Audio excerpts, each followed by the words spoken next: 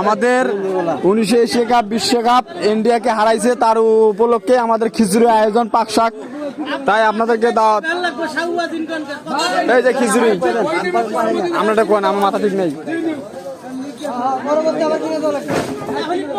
এই যে হ্যাঁ দেখেন না, একটু খোলা রাখেন, ভিডিও করতেছি ভাই। এই যে আমাদের ইন্ডিয়াকে হারাইছে দিকে, তার উপলক্ষে খিচুড়ি আয়োজন, বুঝছেন? আপনারা সবাই দাওয়া থাকিল, আপনারা আসেন। আমাদের বড় ভাই একজন আছে, সেই অনেক খুশি। হ্যাঁ এই যে লাইভে পরে লেখা দেবনি।